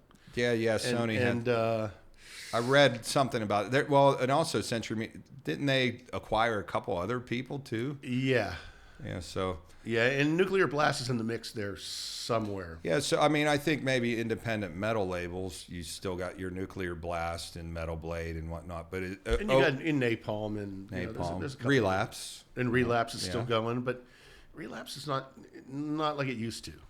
Well, one thing that they released, which I was a fan and friend of Chuck Schuldiner, is they did a lot of the reissues on the Death and Control Denied, and they released them on vinyl, as we were saying. Right. And I don't know if they're numbered, but one of my students brought in Death, the Sound of Perseverance on vinyl, and it was like a 3-gate fold. It was beautiful. So that's cool. They did a great job with it. So. Yeah. Are they still based out of Philly, that area? Yeah, somewhere in PA. I looked at the address. Hey, you know what? Going to take a quick break. Right now, just pause for a message, and we're going to be right back with Don't Quit Your Day Job and Jim Dofka. Coming to theaters everywhere. The most devastating horror movie of our time. So realistic it's shocking. So shocking it's unreal. It's horrible. SGM Pictures presents No Parking. George, I can't seem to find a parking place anywhere. I don't think there are any left. No parking. I'm driving around the block for 3 days. No parking. General panic and chaos cripples a nation on the day all the parking spaces were filled in the most chilling thriller ever to hit the screen. No parking.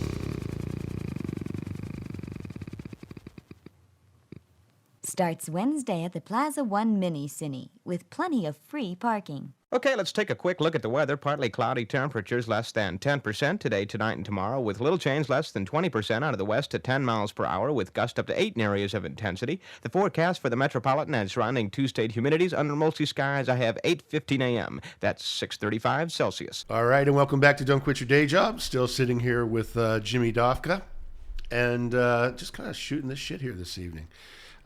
Locally, Jim, here in Pittsburgh, I mean, what are you thinking about the current scene? there is a scene here in Pittsburgh it seems to be a lot more thriving on the hard rock side of things. Yeah, there's than in years. There's definitely some good bands. I've seen it over about the past 8 years, actually, with some of my favorite bands. Crown the Lost is no longer together, but I really like their last 2 CDs before they disbanded. Yeah, Dave from Crown the Lost actually worked for me at Inside Out Music. I kind of remember that now. Yeah. That was a good band, speed metal band. And then we got Argus, Brian. Sure, Brian Balich. Yeah, very good band. Icarus Witch is still doing their thing, and who else do we got? I don't really know anybody in Lady Beast, but I see they're really getting some traction.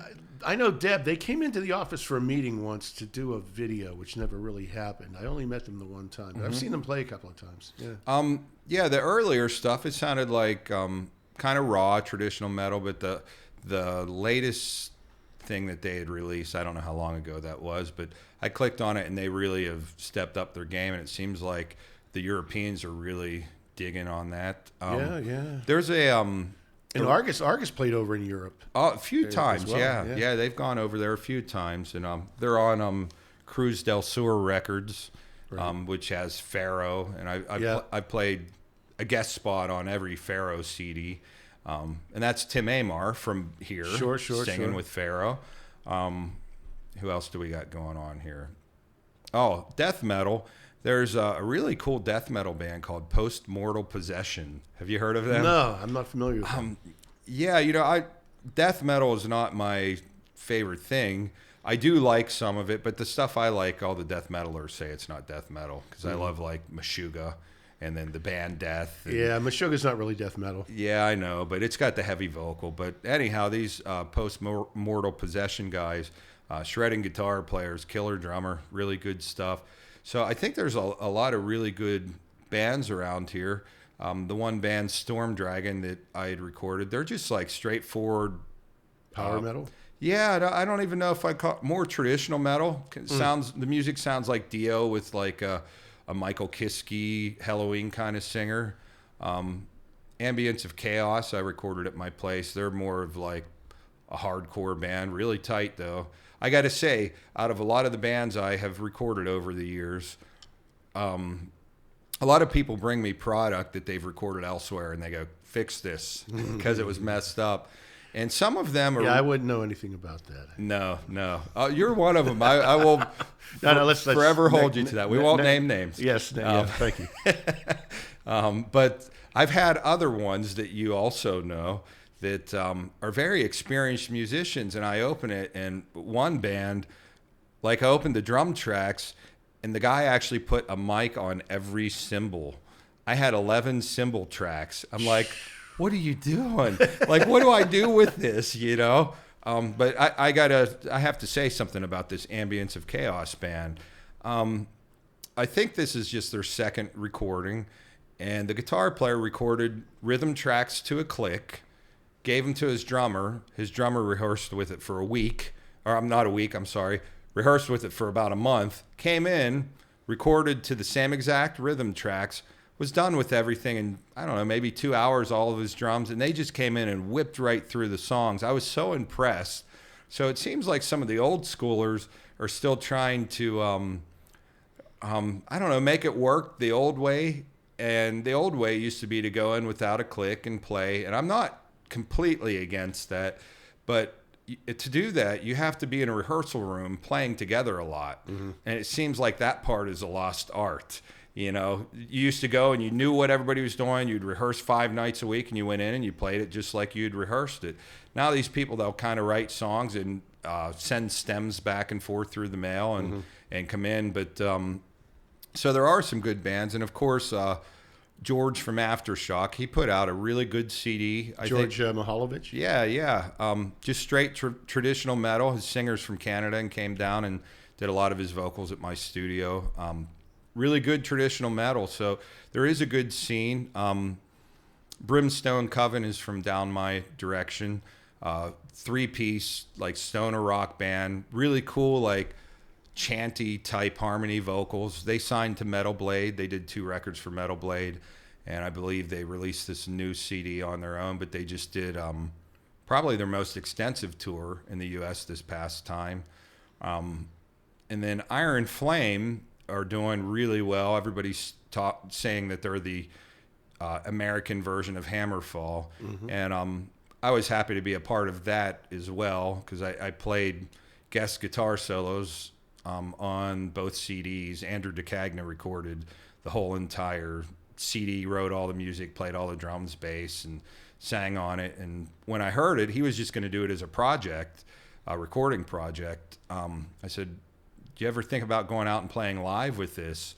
And he said, I would do it if we used the same lineup as Dofka. So we basically used the band Dofka, and we got Quinn Lucas to play guitar, and we went out and did a few shows. We played the Legions of Metal Festival in Chicago. And then I started sending the stuff out all over the place. I sent it to Ollie at Keep It True. Right. Before you knew it, Keep It True was asking Iron Flame to play. And I'm sure a lot of other people now, is Quinn actually in Iron Flame and Icarus Witch? He sure is, yeah. Sure. Quinn's doing both. Yeah. And then I had to bow out of that. I had some minor surgery that had to take me away for a couple of months, and then they were going to go through another drummer.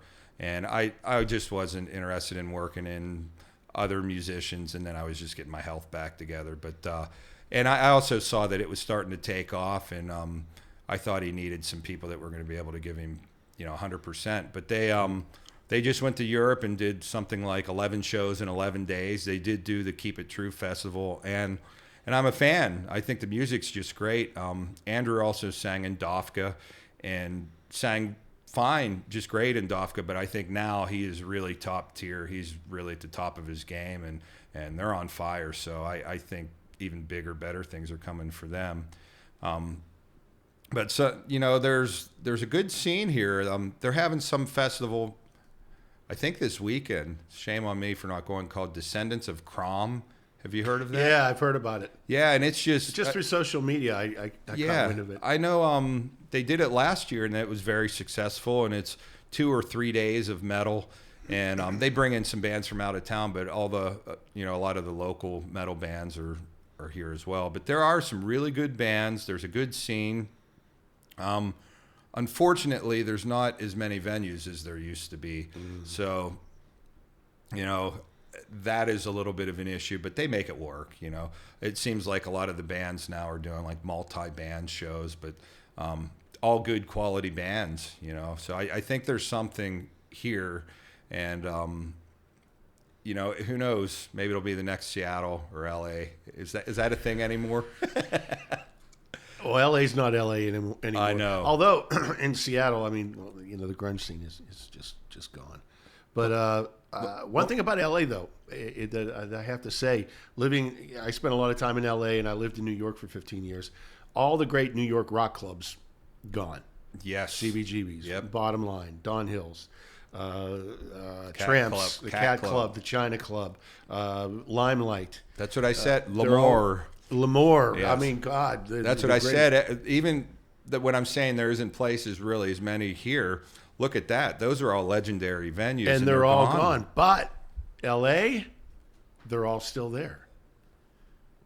Well, the whiskey's there. The whiskey. Is the Troubadour? The Roxy, the Troubadour, the Viper Room. Oh, yeah. They're all still there. Gazzari's is gone, but it's still there. It's just under a different name now. But, all those clubs are they're still there. Well, all of my L.A. musician friends over the past 5... The scene's not there anymore, by the way.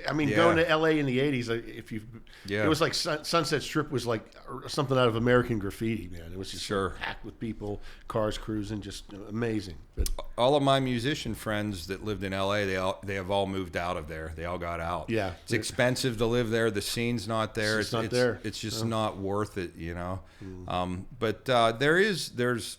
So I don't know what to say about the scene here, except there are good, high-quality bands. When they do these multi-show things, there is support. People go out. So, I think that's something to be said, Well, you're saying something about the scene. Those are all the best components that really get something going here. Is there a Pittsburgh sound, in your opinion? I don't recognize a Pittsburgh sound. No, not so much like the L.A. sound. Like I loved all the L.A. guitar players, the George Lynch, Warren D. Martinis, Jakey Lees, and even though they all sounded different, you could still hear that L.A. sound in their playing. The Pittsburgh thing, no, because I think which is good. It's diverse. You got Argus, which was kind of doom metal. They've kind of gone a little bit power metal and traditional metal. I mentioned Post-Mortal Possession. They're death metal, so that's completely different.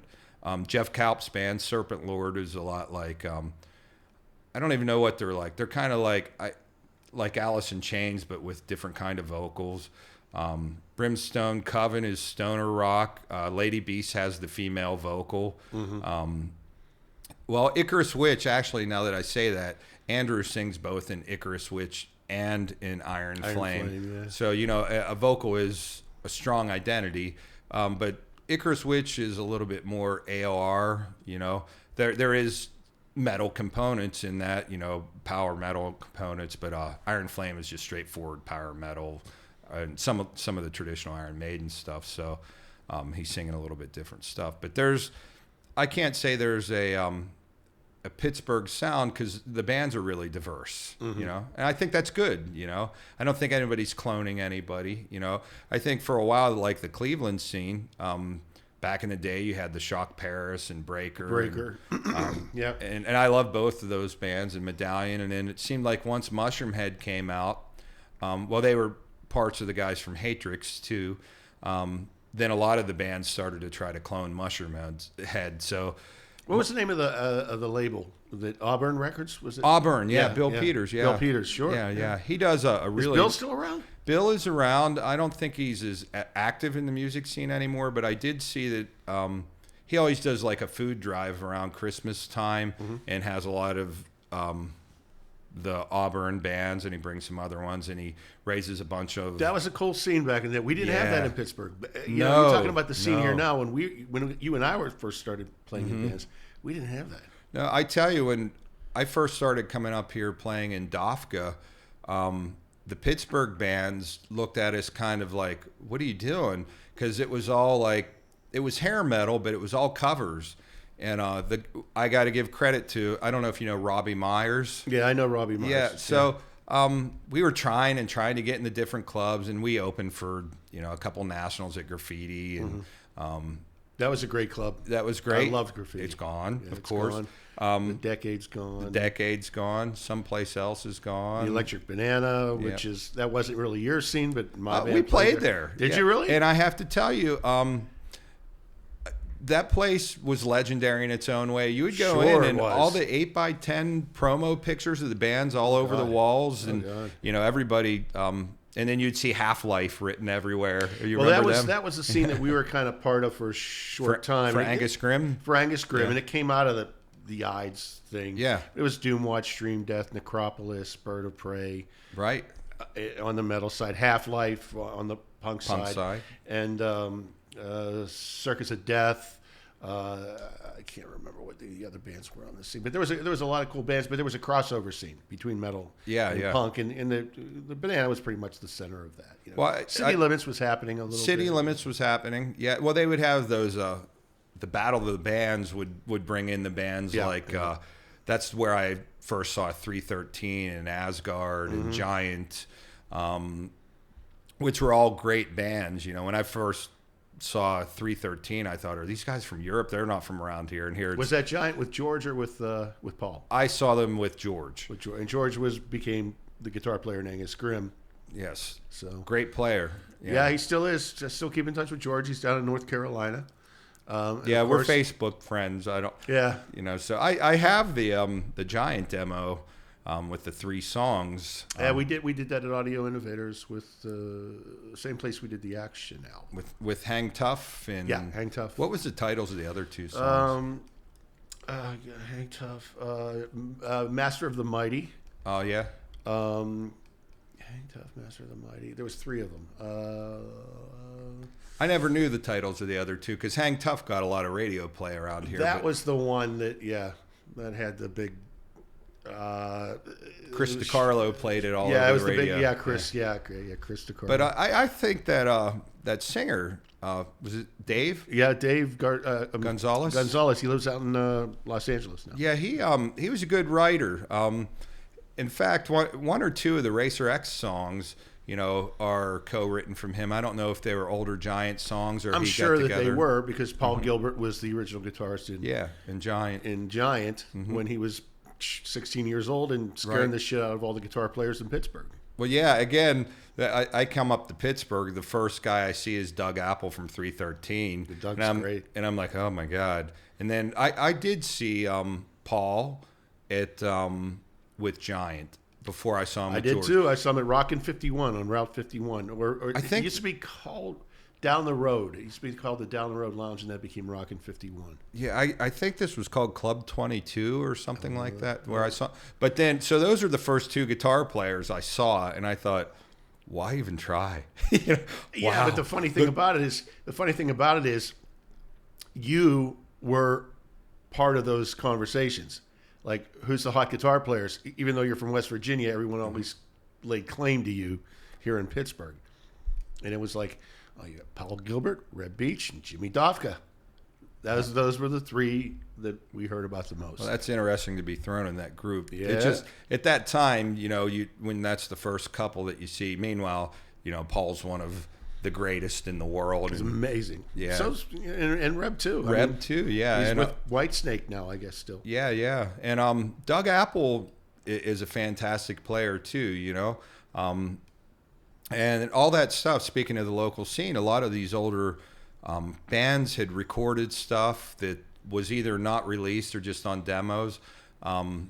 They're being reissued. We talked about Action with Darren Lazzari, another fine guitar player. Yep. That was reissued. The 313 stuff came out on Dive Bomb Records. NME, great band. Yep. I don't think anybody knows where Mike is. Great player. No, we can't find Mike. Yeah. Mike was the original guitar player in Angus Grimm. Yeah. Oh, I didn't know that either. Yeah, and he was in Action too, wasn't he? He was in Action. Yeah. So you had look at the players you had. You had Mike, and then you had George Houston. Well, George replaced Mike. So I saw Angus Grimm. Did I ever tell you that? No, you never. Yeah. It was opening for Megadeth at Mancini's. Oh yeah, that was like one of our first shows. Yeah, I think it was Dream Death. It was Dream Death, Angus Grimm, Dream Death, and Megadeth. Yeah, yeah. That was right Halloween night before Peace Cells came out. Yeah, yeah. And we got into a huge fight that night too. And with Megadeth or yourself? No. Well, Megadeth didn't treat us very well. Oh. I'll have to tell you that. That's, to be honest about off the mic. No. Dave was a prick back in the day, and and he took pride in the fact that he could abuse the opening acts. But anyways, yeah, somebody, I don't know, it was the crowd, somewhere in the crowd, but we were getting a big brawl at the back of the place, and somebody wound up breaking into one of our vehicles and stealing Rick's treasured Gibson Flying V. I do remember that. Was he driving a Pacer or something? It was some type of SUV type of... Because they either announced it or said something that the band was carrying the gear, and when they went back in, they busted the window out and stole. Yeah. So, but yeah, I mean, a lot of these older bands, that seems to be a big interest, especially to the European fans and the traditional metal fans, that a lot of this stuff is being reissued. And there's a lot of labels that do just reissues. And then let's give a little plug to Dive Bomb and Matt Rosinski, and he moved to Pittsburgh, and he's seems like he's proud to stand behind the Pittsburgh scene. He is the one that not just reissues. He released the 2 Iron Flame CDs. They got a third one coming out. He did 313 NME. We're talking, I don't know if I can announce it because we didn't sign it, but we're talking with him now about, he's been after me about the Psycho Scream recordings, but we're going to self-release that. All right. But we're supposed to do the Brick Mistress reissue, and we've been having a hard time finding all the master tapes, but we just about That's who you were with the first time I heard of you. You were in Brick Mistress? Yeah. Yeah. That was a hard-working band. We played all up and down the East Coast and all over the place, and that's what I was going to give props to Robbie Myers about, is we just couldn't get in these Pittsburgh clubs other than opening for a few acts. Mike Elko took us on, and And he was very kind to us, getting a few of these openers, but we just couldn't get in the clubs, and we were doing mostly or all original stuff. That's why you couldn't get into the clubs. That was it. And then Robbie, I think he was in Slit Skirt at the time. We were sending back in the day, you'd have to send a cassette with an 8x10 and a bio. We were sending them everywhere, and we kept hounding Danny at some place else. And, he said, Jim, we like tape. No one know you, We're like, oh, crap. So we just started going up there, and Robbie was there, and he invited us to play like on a weeknight and open for his band on like a Wednesday. And then they asked us to open for another band on a Friday. You'd have to work your way up the steam, and then all the bands were coming out like, what are you doing? Because we were doing originals, but then we had Steve Moore throwing his arms out of socket playing all this crazy double bass stuff, and we really worked hard. We were a hungry band, and then they're like, wow, these guys have like a release out, like, and that made it seem like we were big rock stars or something, but then they would come and sing our songs back to us. So that kind of got us started in the Pittsburgh scene. And then we started drawing on our own, and then we were able to play any club we wanted and, get 200 people, which was a lot of people at that time, to come out to a club.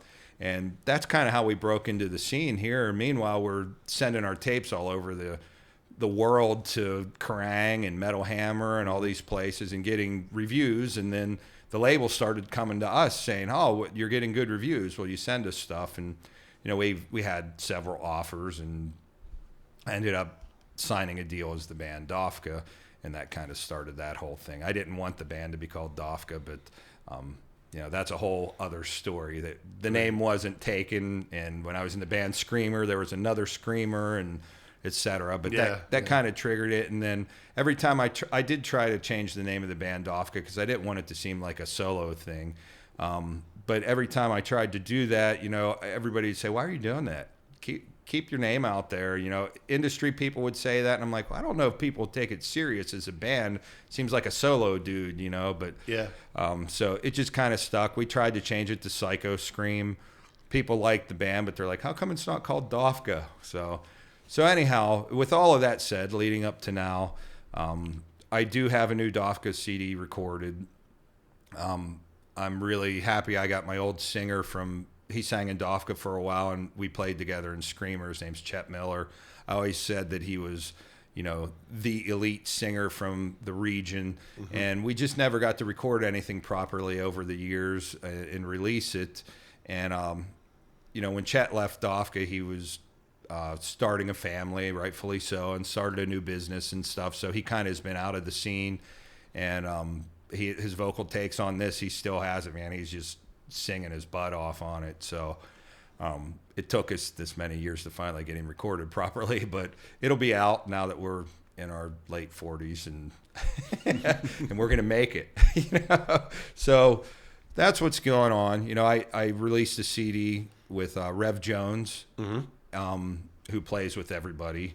He's played with Michael Schenker and Steelheart and Fuel, and I think he's played shows with Yuli Roth. Right now he's out with George Thorogood.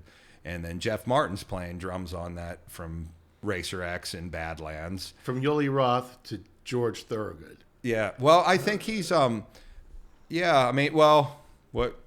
he plays everything. That's great. Yeah, he does it all. That's versatility. Well, and he plays with Leslie West too. Yeah. So that's something to be said. That's a legend in his own. Oh my God, yeah. Fantastic. So that's a really different sounding CD.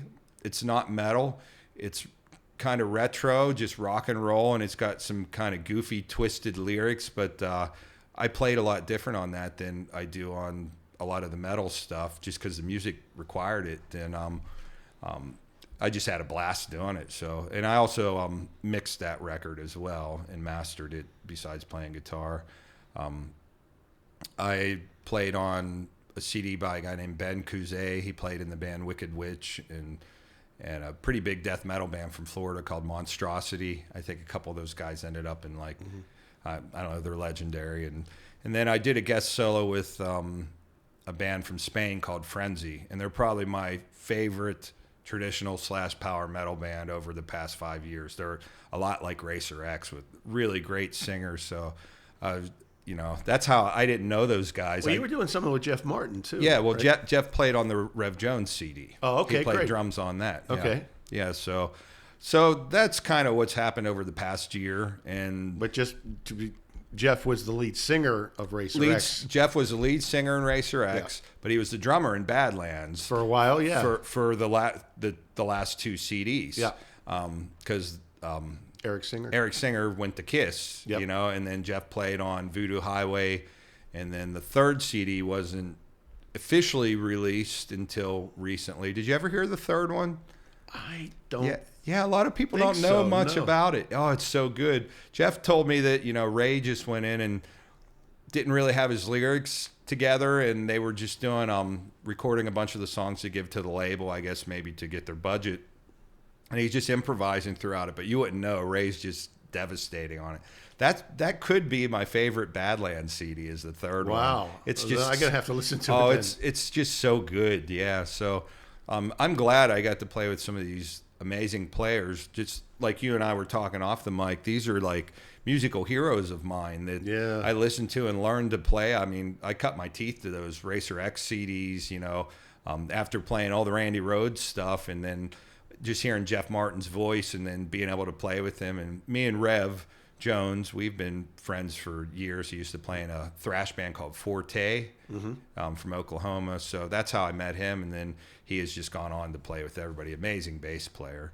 So it's a lot of fun when you get to play with your heroes. It's a little intimidating, but then I've just learned to just do my thing, and if they don't like it, I'll just re-record it. But usually I don't get asked to re-record or whatever.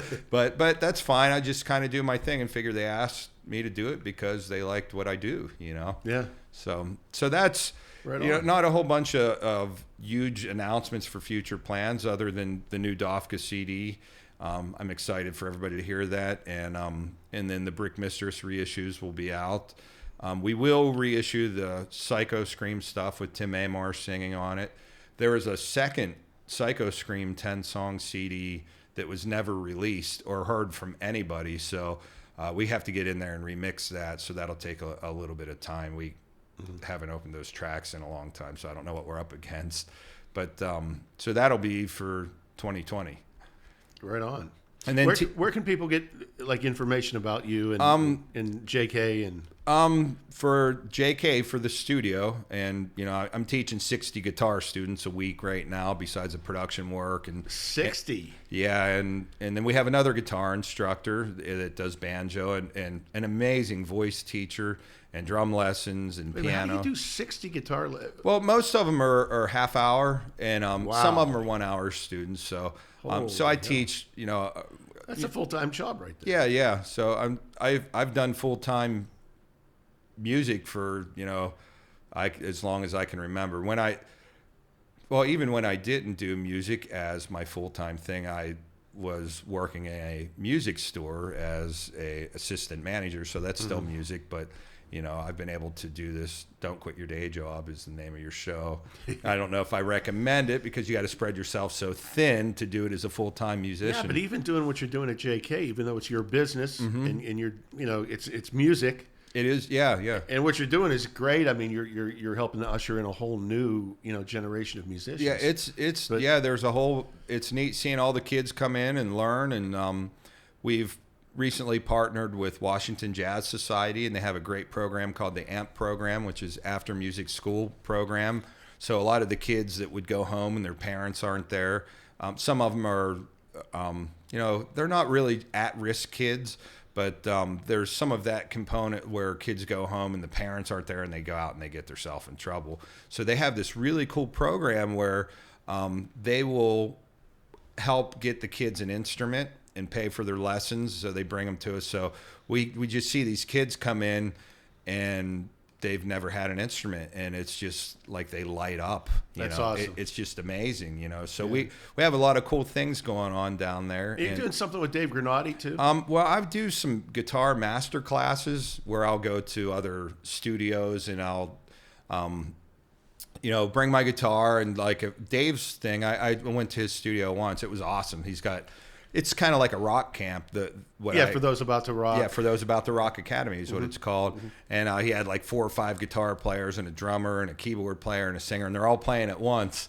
Where a lot kind of like a rock school. It was awesome. Yeah. And most of what I do is one-on-one. We do have a rock camp every once in a while. We had Wayne Bartley down there teaching our rock camp. Oh, yeah, I know Wayne. Yeah. So, but I go in there and I don't just teach guitar because it's a full musical thing, but I'll do a master class. So I went to Dave's and did that. We had a blast. So, and Dave is always, just awesome and just pours of rock and roll, and so that was cool. So yeah, I go around and I do some of those as well. Mm-hmm. A lot of people say you should go out and do that to endorse, products or whatever, but I'm in it more for the music. I usually just hate musical gear because it fails me, and I'd probably be the worst person to go out and do that. So so that's kind of what's going on, and again, besides me teaching like that, I have other teachers at the studio, and it's called JK for Jim and Karen's Musicians Workshop. Karen is our piano teacher there, so we're business partners there, and I have a blast doing it. I love teaching. A lot of guitar players, I think they teach like kind of secondary as like, well, I do it to pay the bills too, but they teach to pay the bills because they're only gigging so much. But I love to teach. I like to get the kids inspired. And again, I teach from age 7 to 76. So I have one guy that's been with me for like 12 years, and he's in his 70s, and he comes in and he plays a lot of gospel stuff, but he just, he comes in, and when he learns songs, he's recorded and stuff. And he's still there. taking lessons at 70 years old. Yeah, and he just rocks, and he's recorded stuff, and when he hears his voice back, he's a kid too, because he goes, wow, that's me, and he gets that excitement. I like that excitement, it makes me feel good that music can bring that to anybody at any age, Yeah. So that's kind of what's going on down in Washington, Pennsylvania. I live in West Virginia still, and I commute to Washington, and I'm not doing really much live band stuff. I would like to do more, maybe we'll do some record release shows and some dates with the Dofka thing. But for me to do a live thing, I would only really be interested if it was an already established, band or project. I'm not really interested in like going through the loops and starting something from the ground up. I did those shows with Leather Leone, when she did her comeback after not playing with Chastain for a while, and she was already established and I was a fan. So of course I would do something like that. And like was she in Chastain, or was it the CJSS? CJSS was a different band. That was a different band. Yeah. Okay. So it was Dave still was the core writer. I remember that. I just couldn't remember which was which. Yeah. And in fact, CJSS, it was about 2 years ago. They did a reunion show at Bogart's in Cincinnati. And I've been to Bogart's. Yeah. That's cool. Still going. So there's one club going, a great club, and I went out and saw CJSS. And there was Annie's in Cincinnati. Annie's, I think that's still there, but it's not the rock thing anymore. It's something else. It's a club though.